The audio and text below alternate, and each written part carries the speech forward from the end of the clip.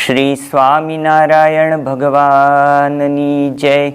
અક્ષર પુરુષોત્તમ મહારાજની જય. ગુણાતીતાનંદ સ્વામી મહારાજની જય.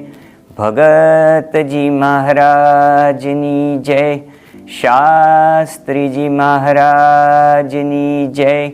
યોગીજી મહારાજની જય. પ્રમુખ સ્વામી મહારાજની જય. મહંત સ્વામી મહારાજની જય. પ્રમુખ સ્વામી મહારાજ શતાબ્દી મહોત્સવની જય. જીવંત મનુષ્ય એટલે દેહ અને આત્માનું સહ અસ્તિત્વ. બ્રહ્મ સ્વરૂપ પ્રમુખ સ્વામી મહારાજ ઘણી વખત કહેતા કે દેહનો ખોરાક અનાજ અને આત્માનો ખોરાક સત્સંગ છે. દેહને અનાજનો યોગ ન રહે તો દેહ નબળો પડી જાય. તે જ રીતે આત્માને સત્સંગનો યોગ ન રહે તો આત્મા પણ નબળો પડી જાય.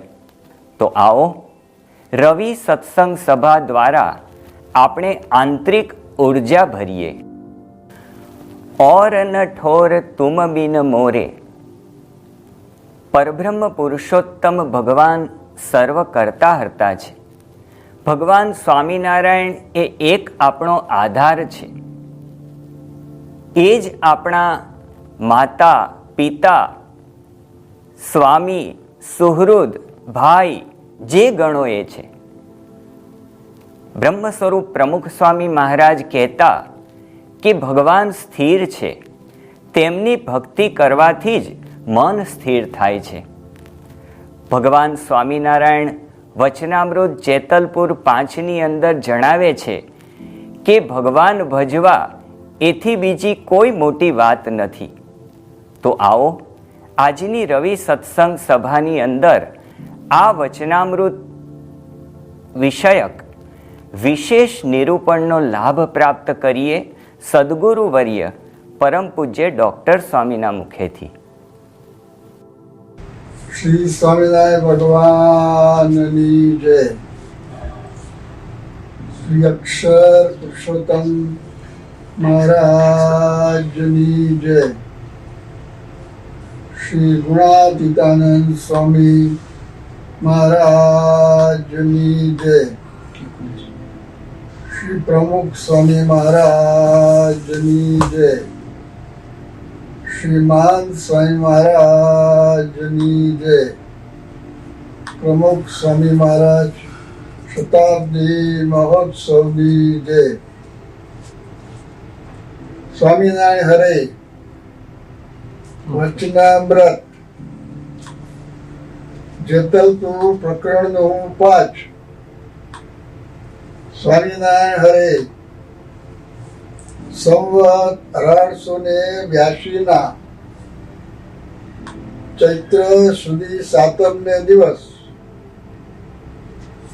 સ્વામી શ્રી સહજાનંદજી મહારાજ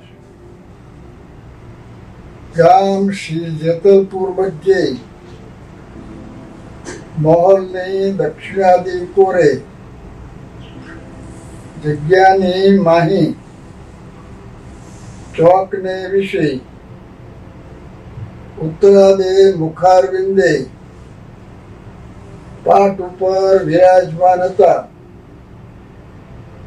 અને સર્વ શ્વેત વસ્ત્ર ધારણ કર્યા હતા અને મસ્તક ઉપર ઝીણપોતી શ્વેત પાટ ધરી રહ્યા હતા ને શ્વેત ઝીણી ચાદર ઓઢી હતી અને શ્વેત ધોતિયું પહેર્યું હતું અને પોતાના મુખારવિંદની આગળ મુનિ તથા દેશ દેશના હરિભક્તની સભા ભરાઈને બેઠી હતી. હમણાં આપણે સ્વામિનારાયણ ભગવાનની મૂર્તિનું વર્ણન તેનું વાંચન કર્યું. તો એના અનુસંધાનમાં યોગીજી મહારાજ ઘણી વાર આ વચનામૃત, કોઈ પણ વચનામૃત એનું નિરૂપણ કરતા હોય અને આ મૂર્તિનું વર્ણન આવે ત્યારે એક વાત કરતા કે પહેલું ધ્યાન થાય અને પછી જ્ઞાન થાય. અહીં આગળ ધ્યાન એટલે એકાગ્રતા. કોઈ પણ વિષયમાં જ્ઞાન પ્રાપ્ત કરવું હોય તો મન એકાગ્ર કરવું પડે. તો મહારાજની મૂર્તિનું વર્ણન માં પ્રમાણે આપણું મન જાય તો આપણું મન એકાગ્ર થાય. તો એ વાત આપણને સારી રીતે સમજાય. આ વચનામૃતનો જે ગ્રંથ છે એ અત્યંત પ્રમાણભૂત ગ્રંથોમાંનો એક ગ્રંથ છે. કારણ કે ભગવાન સ્વામિનારાયણની હાજરીમાં જ આ ગ્રંથ તૈયાર થયેલો અને ગ્રંથ તૈયાર કરનારા જે 4 મુખ્ય સંતો હતા, એક ગોપાલ સ્વામી, બીજા મુક્તાનંદ સ્વામી, ત્રીજા નિત્યાનંદ સ્વામી, ચોથા શુકમુનિ. ચારેય મહાન વિદ્વાન હતા પણ અત્યંત પ્રમાણિક હતા. સ્વામિનારાયણ ભગવાને એમની પણ ટીકા કરી છે અને એમની પણ ક્ષતિ બતાવી છે અને એ એમણે જાતે લખી છે. એ રીતે બહુ જ પ્રમાણભૂત ગ્રંથ છે. આ વાત આપણે જે વાત આગળ વાંચીએ જ છે હવે, અને રાત દોઢ પહોર વીતી હતી. પછી શ્રીજી મહારાજ ઘડી વિચારીને બોલ્યા, જે સાંભળો. હવે શ્રીજી મહારાજને કોઈ વિચાર કરવાની જરૂરિયાત નથી, છતાં પણ વિચારીને બોલ્યા. શા માટે? આપણને શીખવાડે છે કે આપણે કંઈ પણ બોલવાનું હોય, સત્સંગ સંબંધી હોય, કદાચ વ્યવહાર સંબંધી હોય, તો જરા થોડો વિચાર કરવાની ટેવ પાડવી. એટલે એવી ટેવ પડે એ દ્રષ્ટિએ મહારાજે આવું વર્તન કર્યું કે વિચારીને પછી બોલ્યા છે. જે સર્વે સાંભળો, આજે તો અમારે જેમ છે તેમ વાત કરવી છે. જે ભગવાનને ભજવા એથી બીજી મોટી વાત નથી. આ લોકની અંદર દરેકને મોટા થવું છે અને એમાં કાંઈ ખોટું નથી. પણ સામાન્ય રીતે માણસ પોતાની મોટાઈ જે કઈ રીતે સમજે છે, તો ધારો કે અત્યારે બધાને એમ છે કે જો હું અમેરિકા પહોંચી જાઉં તો બહુ આગળ વધી જાઉં. પણ અમેરિકામાં ગયા પછી ત્યાં સિટીઝનશીપ મળે એ જુદી વાત કહેવાય. પણ કોકનો અમેરિકામાં જ જન્મ થાય અને સિટીઝન થયો, બે સિટીઝન કહેવાય. પણ એ સિટીઝનશીપમાં ફેર છે. હવે મોટાઈ આપણને દેખાતી નથી, પણ જે લોકો જાણે છે કે અમેરિકામાં જન્મ થયો તો એ મોટાઈ જુદી થઈ. એની એક મોટાઈ છે. આ પછી સત્તાની મોટાઈ. આજે કોઈ રાષ્ટ્રના પ્રમુખ થાય તો એ ઘણી મોટી વાત કહેવાય. પછી માણસ ઊંચો કેટલો ઊંચો છે, એનું વજન કેટલું છે, એના વાર કેવા છે, એના દાંત કેવા છે, પછી એની પાસે કેટલા પૈસા છે, પછી જુદી જુદી પ્રકારની રમતો હોય છે. અને રમતોની અંદર આગળ વધે અને ભારત કક્ષાએ અથવા એથી આગળ વધીને આંતરરાષ્ટ્રીય કક્ષાએ આગળ વધે તો એની મોટાઈ ઘણી થઈ જાય. આખી દુનિયા એને ઓળખે. પછી માણસ કપડાથી પોતાની મોટાઈ સમજે છે. નવા નવા કપડા કાઢ્યા જ કરે છે, કાઢ્યા જ કરે છે. પછી અભ્યાસથી મોટી છે કે તમે શું ભણ્યા છો, કે હું તો 10મું ધોરણ પાસ છું.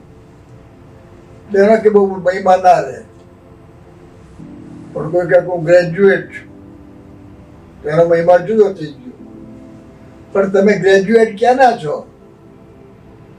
કે આ ફલાણી યુનિવર્સિટી. હવે યુનિવર્સિટીની બહુ કેવી આમ વિશ્વ બહુ મહત્તા ના હોય. કહે કે હું હાર્વર્ડ યુનિવર્સિટીનો છું, હું ઓક્સફર્ડનો છું. અહીંનો બીએ થયેલો હોય અને ઓક્સફર્ડનો બીએ થયેલો હોય, બંને બીએ જ કહેવાય. અને સામાન્ય માણસને તો ખબર ના પડે. પણ જે જાણે છે એ જોવે કે ઓક્સફર્ડનો બીએ છે એ જુદો છે. તો અભ્યાસથી મોટાઈ સમજે છે. કેટલાક રમતના ક્ષેત્રમાં કહ્યું એમ આગળ વધે છે, કેટલાક લેખન કરાથી આગળ વધે છે, કેટલાક એવા કાવ્યો લખે છે એથી આગળ વધે છે, કેટલાક બહુ સારું ગાય છે, ગાવાની કરા, કેટલાક જુદા જુદા સંગીતના સાધનો બધા વગાડે છે, તો એ રીતે આગળ વધે છે. એટલે આ બધી જ મોટી છે, નથી એવું નહીં. પણ ભગવાનને ભજવા એ બધા કરતા મોટી વસ્તુ છે. તાત્કાલિક એનો મહિમા સમજાતો નથી. હવે તમે જરા પાછી વૃત્તિ વાળીને વિચાર કરો. અત્યારે તમને પ્રશ્ન પૂછવામાં આવે કે અત્યારે ભારતની ક્રિકેટની ટીમના કેપ્ટન કોણ છે, તો લગભગ તમારા મારા બધા કહેશે. પણ પછી બીજો પ્રશ્ન પૂછવામાં આવે કે એના પહેલા કોણ હતા, તો કદાચ થોડાક માથું ખંજવારે. પણ જે લોકો કદાચ કે પહેલાનું એને પૂછે કે એની પહેલા કોણ હતા, લગભગ બધા ભૂલી જાય. ક્રિકેટના ક્ષેત્રમાં આગળ વધ્યા એ ભૂલી ગયા. અત્યારે પૂછવામાં આવે કે ભારતના વડાપ્રધાન કોણ છે, લગભગ ગામડાનો નાનામાં નાનો માણસ હશે ને એ પણ કહેશે કે માનનીય શ્રી નરેન્દ્રભાઈ મોદી. અને બીજો પ્રશ્ન પૂછવાનો કે એના પહેલા કોણ હતા, તો ગામડાના માણસો તો ખબર જ ના હોય. તમને બધાને ઘણાને ખબર નહીં હોય. તમને તરત જવાબ નહીં આવે કે શોધવું પડશે, પણ કદાચ કહેશો તમે. પછી પૂછે કે એના પહેલા કોણ હતા, કોઈ ખબર નહીં. વડાપ્રધાનો ભૂલાઈ ગયા. પણ જે લોકોએ ભગવાનનું ભજન કર્યું છે તમે જુઓ. જ્યારે હતા ત્યારે સામાન્ય દેખાતા હતા, પણ કારના પ્રવાહમાં તમે જુઓ તો એની મોટાઈ વધી ગઈ છે. અત્યારે તમે કોઈને પ્રશ્ન પૂછો કે તમે નરસિંહ મહેતાનું નામ સાંભળ્યું છે? ગુજરાતમાં ભાગ્યે કોઈ તમને એવો મળે કેમ કે મેં નામ નથી સાંભળ્યું. એ તો બરાબર છે, પણ આજથી 30 વર્ષ પહેલા હું કેરાલા ગયો હતો, કોચી. અને ત્યાં આગળ થોડા કેરલિયન ભાઈઓ પણ આપણા હરિભક્તોની સાથે બધા ત્યાં હતા. તો મેં ખાલી વાતમાં એમને પ્રશ્ન પૂછ્યો કે ગુજરાતમાં એક નરસિંહ મહેતા થઈ ગયા. એનું નામ તમે સાંભળ્યું છે? બધાએ હા પાડી. કે ભલે નરસિંહ મહેતા વિશે વિશેષ જાણતા નથી, એના ભજન એમને ખબર નથી, એનું નામ ત્યાં પહોંચી ગયું. આ જલારામ બાપા, હવે એમણે શું અભ્યાસ કર્યો હતો? કઈ સત્તા હતી એમની પાસે? તમે બધી રીતે જુઓ તો જલારામ બાપા સામાન્ય હતા, પણ દેશ અને વિદેશમાં જલારામ બાપાના 100 થી વધારે મંદિરો છે. 7 મંદિરમાં તો હું ગયો છું, અને ઉપર શ્રી લખ્યું હોય શ્રી જલારામ મંદિર. અંદર મધ્યમાં રામચંદ્રજી ભગવાનની મૂર્તિ છે, પણ બાજુમાં જલારામ બાપાની મૂર્તિ હોય, પણ મંદિર ઉપર નામ લખ્યું હોય શ્રી જલારામ મંદિર. એ વિચાર કરવા જેવી વસ્તુ નથી. કેણે ભગવાન ભજ્યા. કોઈ કોલેજની ડિગ્રી હતી એની પાસે? એની પાસે પૈસા કેટલા હતા? એ વીરપુરમાં પ્રગટ થયા હતા, ગોંડલ પાસે. તો ત્યાંની ગ્રામ પંચાયતના સભ્ય હતા? કઈ નહોતા. તો કેમ આટલી બધી મોટી વધી? અરે આફ્રિકાની અંદર કેન્યામાં નકુરુ શહેર છે, અને ત્યાં આગળ જલારામ બાપાનું મંદિર છે. એ મંદિરમાં હું ગયો છું, અને મંદિર બનાવનાર એક ભાઈ જૈન છે. એણે એકલાએ જલારામ બાપાનું મંદિર બનાવ્યું છે, અને હાઈવે ઉપર છે. અને એ મંદિર બનાવ્યું છે, એમાં એણે એવી વ્યવસ્થા કરી છે કે કોઈ પણ માણસ ત્યાં આગળ આવે, ગમે તે જ્ઞાતિ જાતિ ગમે તે હોય, તો એને જમાડી દેવાનો. અને ત્યાં આગળ કોઈને ઉઘરાણું કરવામાં આવતું નથી કે મંદિર કોઈ પોતાની જાતે નાખે તો જુદી બાબત છે, પણ કોઈની પાસે ઉઘરાણું કરતા નથી. તો આફ્રિકા સુધી જલારામ મંદિરનો કઈ મહિમા કઈ રીતે પહોંચ્યો? શું એમણે કર્યું? તમે સિરીઝ કરો શબરી. હવે શબરી એટલે આદિવાસી. કોઈ અત્યારે કેટલાક એમને સામાન્ય રીતે જુએ છે, આમ તો કોઈ સામાન્ય છે જ નહીં, પણ એ સાવ ગરીબ ઝૂંપડીમાં રહેતા હતા. આ લોકની રીતે જુઓ તો એને દરેક રીતે 0 માર્ક મળે, પણ સત્સંગની રીતે પણ તમે જુઓ, એ કોઈ સત્સંગ મંડળના સંચાલક હતા. એમણે કોઈ એક નાનું રામચંદ્રજીનું હરિમંદિર બાંધ્યું છે? કોઈ ભજન લખ્યું છે? કઈ નહીં. પણ આજે કેટલા માણસો શબરીને ઓળખે છે? આપણે ગાંધીનગરમાં અક્ષરધામ બનાવ્યું છે, એમાં પ્રદર્શનમાં શબરીની ઝૂંપડી મૂકી છે. કેટલી મોટી જગ્યા રોકી છે ત્યાં આગળ. આજે એના કેટલા ભજનો છે. તો આ શું બતાવે છે કે આ ભગવાનને ભજવા એ વાત એ ઘણી મોટી છે. હવે બીજા બધા તમે જુઓ તો ભગવાન બુદ્ધ રાજાના દીકરા હતા, અને પરણેલા હતા, અને એના પત્ની રૂપવાન હતા. એને ઘેર દીકરો હતો, એના શરીરમાં કોઈ બીમારી નહોતી, અને રાજ છોડી દીધો. લગભગ તમે બધા જાણતા હશો. તો શાને માટે છોડ્યું? એની પાસે કઈ ખોટ હતી? બીજું મોટું રાત લેવાનું હતું, અને રાત છોડીને એને તપશ્ચર્યા કરી છે. ભગવાન એમની રીતે ભગવાનનું સ્મરણ ભજન કર્યું છે. આજે આટલા બધા વર્ષો પછી લોકો એને યાદ કરે છે. અને યાદ કરે છે એટલું નહીં, બેંકોકની અંદર ભગવાન બુદ્ધનું એક મંદિર છે. એ મંદિરની અંદર ભગવાન બુદ્ધની સોનાની મૂર્તિ છે. એ જ બેંકોકમાં બીજું એક મંદિર છે, એની અંદર એક સ્લીપિંગ બુદ્ધા છે, જે આમ સુતા એવા બતાવે છે. 100 ફૂટ લાંબી મૂર્તિ છે. એ સિમેન્ટ કોન્ક્રીટ એમાંથી બનાવી છે.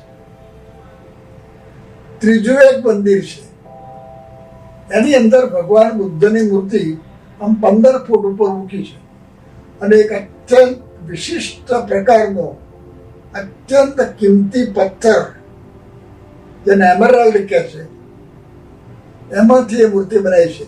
એની કોઈ કિંમત થઈ શકતી જ નથી. એ જ બેંકોકમાં હમણાં થોડા વર્ષો પહેલા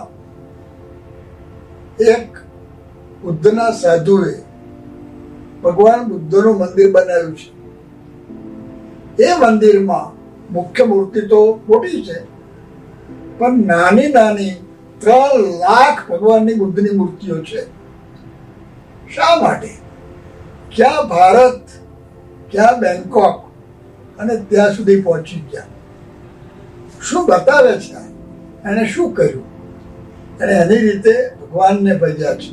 મહાવીર સ્વામી તમે જુઓ, એ પણ રાજા હતા, રાજ છોડી દીધું. રાજાઓ ભૂલાઈ ગયા, પણ આ રાજા ભૂલાતા નથી. પણ નથી ભૂલાતા એનું કારણ શું છે? ભગવાનને માર્ગે ચાલ્યા છે. તો આવા તમે જેટલા